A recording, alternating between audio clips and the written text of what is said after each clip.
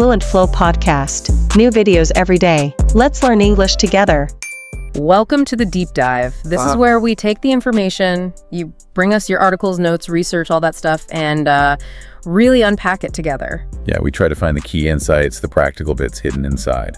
Exactly. We're sort of guides through the material you've already gathered, helping you connect the dots, see what's really going on in the sources. Not just what they say, but what it means for you, how you can use it. And today, wow, we're diving into something that I think hits home for a lot of language learners. You shared a bunch of material on basically how to sound more like a native English speaker, especially when you're, just starting out. Right, not advanced stuff.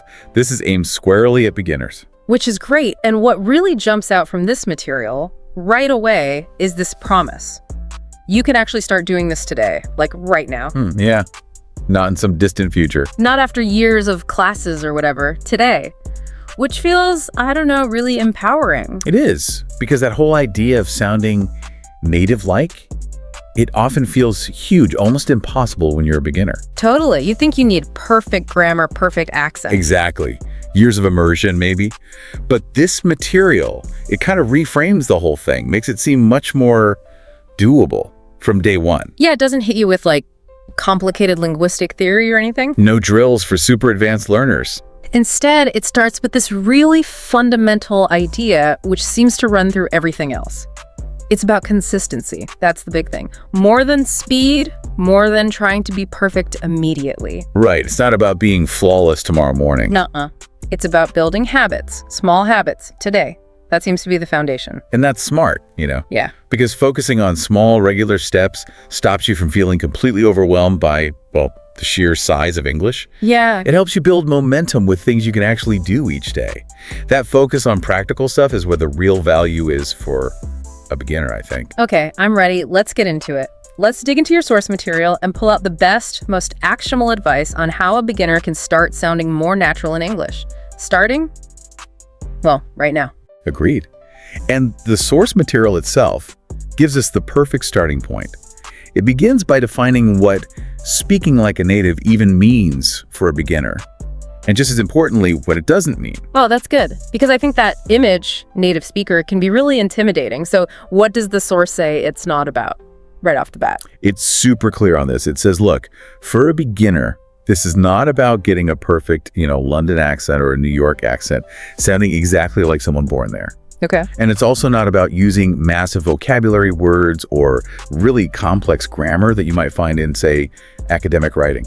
That feels like, a relief already. Yeah. If you think your goal is to sound exactly like a BBC newsreader or use words like convoluted, it's just daunting. Totally daunting. Especially at the start. So the source is basically saying, hold on, let's set those aside for now. That's not the immediate goal. It's like clearing the path. Exactly. It manages expectations, makes it realistic for beginners, and it sets the stage for a definition that you can actually achieve through practice. It's saying, forget Mount Everest for a minute. Here's a hill you can climb. Okay, so sticking strictly to what this source material says, what is the goal then? If it's not the perfect accent or big words, what are we actually aiming for as beginners, according to these pages? Well, the source boils it down to three main things. First, using natural expressions. Second, speaking clearly and with confidence. And third, understanding common phrases and the tone of everyday conversation. All right, let's break those down using the info you've given us. First one, using natural expressions. What does that actually mean in practice? It's not just saying grammatically correct sentences, is it? No, definitely not. It's more than just correctness. The source later talks about focusing on real-life phrases and how native speakers often use short, casual phrases. Oh. So putting that together, natural expressions means using chunks of language that sound, normal, authentic in context, like a real person talking, not someone translating word by word from their head. Right, not robotic. Or reciting grammar rules. It's about using those little prepackaged bits of language that native speakers just kind of use without thinking. Instead of building every sentence from scratch with individual Lego bricks. Exactly. That's a great analogy. It's about using familiar, natural patterns you hear. That seems to be a key distinction the source is making. Got it. It's about using phrases that just sound right. Okay, what about the second one? Speaking clearly and with confidence. Yeah, and the source presents these not as personality traits you either have or don't have, but as skills you can actually learn. So clarity here means being easily understood. For a beginner, that's maybe focusing on understandable pronunciation, maybe speaking at a pace people can follow, making sure your words are distinct. Doesn't have to be perfect pronunciation, just understandable. Right. Effective articulation. And confidence. And confidence. Well, the source suggests confidence isn't about being loud or super outgoing. It's more about the willingness to actually speak. Just trying. Yeah, to use the language, even if you know you might make mistakes. The source implies this confidence grows as you practice. It's not something you need before you start speaking. It comes from speaking. That's huge. Confidence is an outcome, not a prerequisite. Okay. And the third element, understanding common phrases and tone. This one really highlights listening skills. Common phrases links back to those natural expressions, recognizing them when you hear them. Okay. And tone is about, the music of the language, the Yeah. intonation, the rhythm, the stress. How you say something can change the meaning completely. Like sarcasm or excitement. Exactly. Or politeness or uncertainty. It's all in the tone. The source suggests that understanding this layer is part of sounding natural yourself. It's saying good listening and good speaking are totally connected. Okay, so if we pull all that together from this first part of your source material, the main message for beginners is actually really positive. Yeah, I think so. Speaking like a native, based on this, isn't some impossible ideal. It's about practical skills. Using natural phrases, being understood, feeling okay about speaking up, and getting a feel for the rhythm and tone of everyday English. Mm-hmm. And crucially, the source says you can learn these skills step by step. It reframes the whole thing. Totally. It makes native-like speech seem like something you can actually achieve through practice, not some magic quality you're born with or without. Yeah. This realistic definition is the base for all the practical advice that follows. Right. So with that more achievable goal in mind, let's get into the specific daily things the source suggests you can do. The first technique it brings up is called shadowing. Ah, yes, shadowing. I've heard of it, but how does the source explain it specifically for someone just starting out? It presents it really simply, actually, as a way to capture the sound of English. It basically says, you listen to a native speaker, it could be audio, could be video, and you repeat what they say immediately after them. Like an echo. Exactly. Use that phrase, like an echo. You try to match everything, their pronunciation, their rhythm, their intonation, as closely as you possibly can. You're trying to be a sonic mirror. Like an echo. I like that. It captures the timing, the mimicry. So why does the source think this works so well? Especially for beginners wanting to sound more natural. Well, it breaks down the benefits, and they tie right back to those skills we just talked about. First off, it's just straight up practice for your pronunciation. Your mouth muscles get a workout. Totally. You're trying to make the sounds, move your mouth the way the native speaker does in real time. You're physically training yourself to make English sounds, maybe sounds that aren't even in your first language. Right. Practicing the actual mechanics. Precisely. Second, the source stresses how shadowing helps you learn the rhythm and tone, that musicality we mentioned. English isn't flat, right? It has stressed words, ups and downs in pitch. When you shadow, you have to pay attention to those patterns and try to copy them. You're learning the flow, the intonation, kind of implicitly, just by copying. So you're learning the melody, not just the words, internalizing the natural rhythm. You got it. Training your ear and your mouth to work together to make that natural English sound. And the source says when you combine those two, better pronunciation, better rhythm and tone, the result is you start to sound more natural automatically. Makes sense. You're picking up the features of native speech without needing, a perfect accent right away. Yeah, you're practicing the delivery. The source has that simple example. Native speaker says, "Hey, how's it going?" And you repeat, "Hey, how's it going?" And even in that tiny phrase, there's so much going on. It's casual. The words often run together like, "How's it going?" Maybe the pitch goes up a bit at the end. Shadowing makes you try all of that. That example's perfect because it's exactly the kind of everyday phrase where naturalness really shows. It's not 4 separate words, it's one flowing sound chunk. Shadowing helps beginners practice that real-world connected speech and intonation. And the source is super practical about how to actually do it. It doesn't say shadow for an hour every day. No, thankfully. It says just 2-3 minutes a day while walking, cooking, or getting ready. That's very specific, very low commitment. Why so short, based on the source's philosophy? It goes right back to that core idea. Consistency beats intensity. 2 or 3 minutes, that's not scary. Anyone can find 2 minutes. Pretty much. It makes it easy to start and, maybe more importantly, easy to keep doing it. It becomes a habit. And suggesting you do it while doing other things, walking, cooking, that's classic habit stacking. Linking the new habit to something you already do routinely. Exactly. You're not trying to carve out new study time. You're layering the practice onto existing time. It feels less like a chore, more integrated. More like living in English, which it talks about later. Yes, it hints at that. And it also helpfully suggests sources. Podcasts, YouTube, movie scenes, which are great because they give you real, authentic speech. Yeah, tons of variety, easy to find. Right. Removes the excuse of, I don't know what to shadow. So for you listening, the message from the source here is, don't feel you need hours. Just grab a short clip, maybe 2 or 3 minutes. Find a moment when you're doing something else anyway, like walking or making coffee, and just echo the speaker. Try it. According to this material, that tiny, consistent effort makes a real difference over time in sounding more natural. It's about using those small moments really effectively. Great. Okay, let's move to the second daily practice idea from your source material. Learn and use real-life phrases. The source says native speakers use short, casual phrases. Yeah, this tackles that using natural expressions goal head-on. The source seems to recognize that if you only learn individual words and grammar rules, your speech can end up sounding, well, a bit stiff. Blinkish. Yeah, or unnatural. Native speakers rely hugely on common phrases, idioms, set expressions, language chunks. So why focus on these chunks instead of just learning more single words? What's the advantage there? Well, phrases carry meaning in context much better than single words often do. They're kind of the ready-made units of conversation.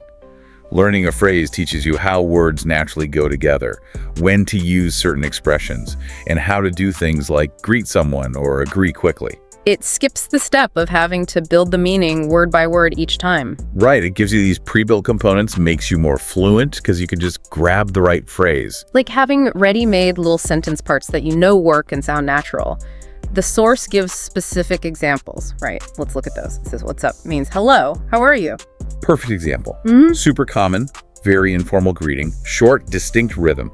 It instantly signals a casual chat. If you tried to say, greetings, how are you doing this fine day?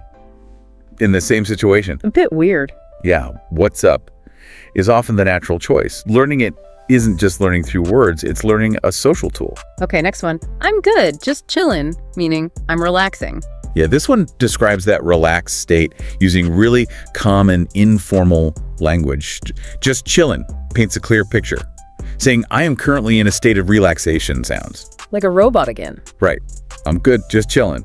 Is quick, natural, everyone understands it in a casual context. And the third one, no worries, meaning it's okay, don't worry. Oh, this one is so useful. You hear it all the time. For reassurance, sorry I'm late, no worries. For dismissing, thanks, no worries. Acknowledging a small problem, oops, I spilled a bit, no worries. It covers a lot of ground. It really does. It's friendly, concise, signals that something isn't a big deal. Again, more formal options wouldn't sound as natural in those quick everyday moments.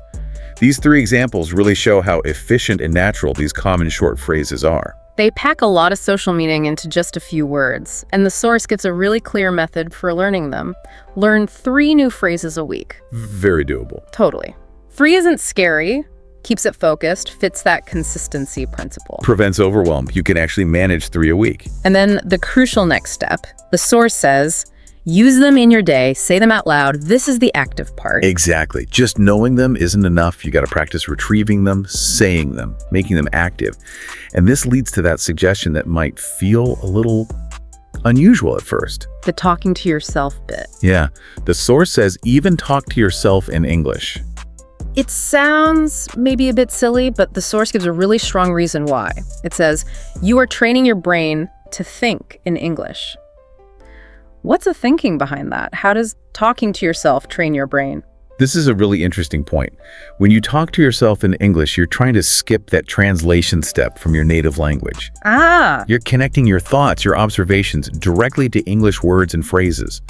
Doing that, even silently or whispering, builds the mental pathways. It makes accessing English faster, more automatic.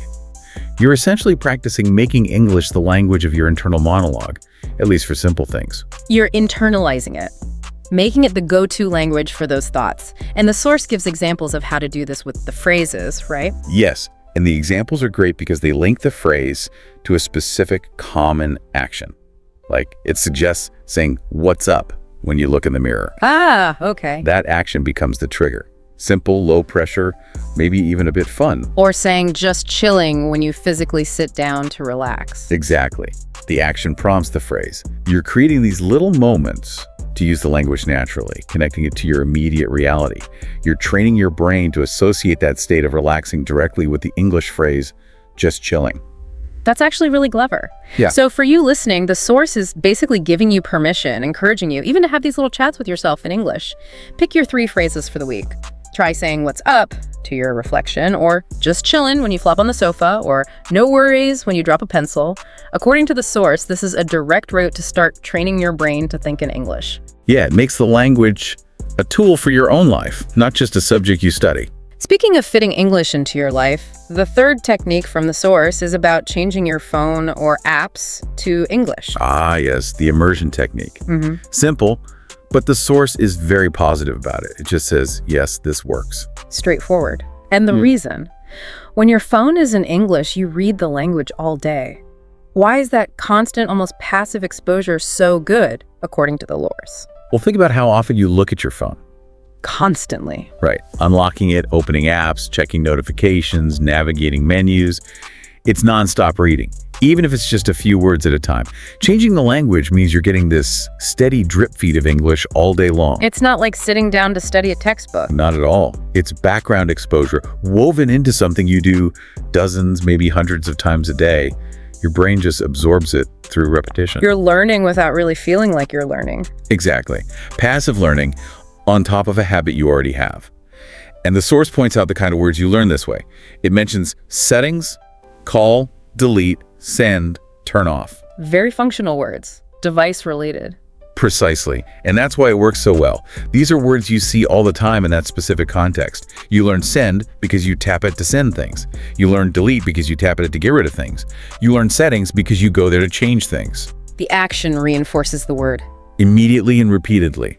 The source says you'll remember quickly, exactly because of that context and frequency. It's super practical vocabulary learning, and this connects to that bigger idea the source mentioned about helping you live in English, not just study it.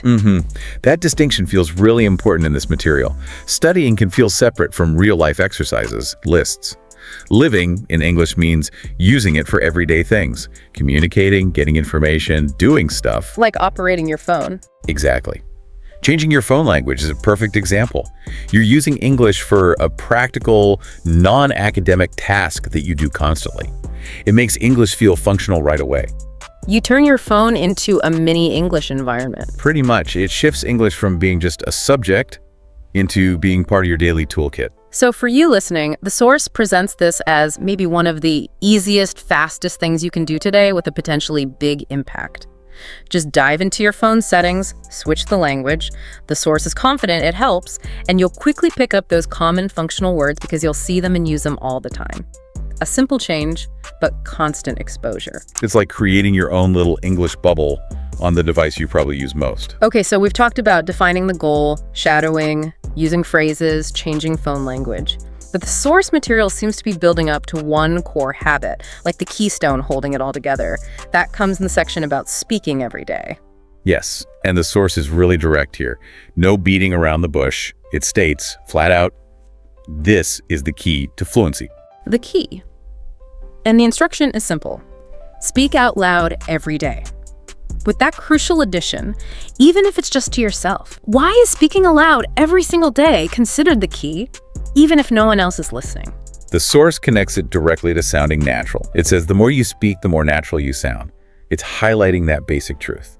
Speaking is a physical and mental skill you learn by doing. Right. Input listening, reading is vital, of course.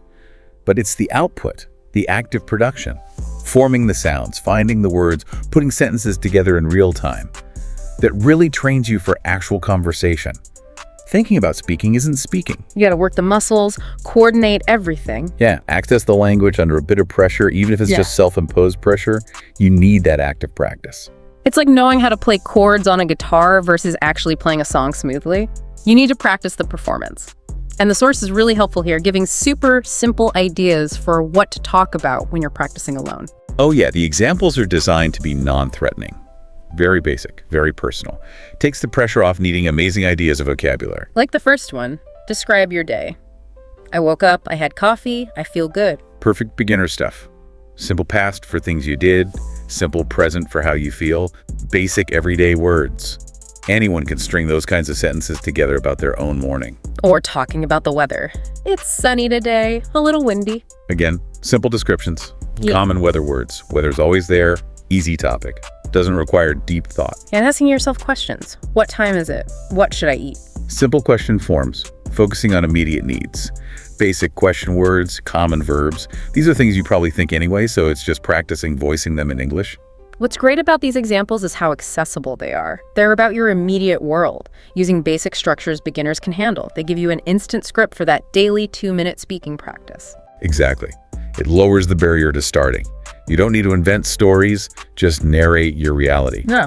And the source suggests that the other techniques we discussed all feed into this core practice. Okay, how does shadowing help with describing your day? Well, shadowing works on your delivery, the rhythm, the intonation. So when you practice saying, I woke up, I had coffee, the shadowing practice helps you put the stress in the right place, makes even simple sentences sound a bit more natural, less flat. Ah, okay.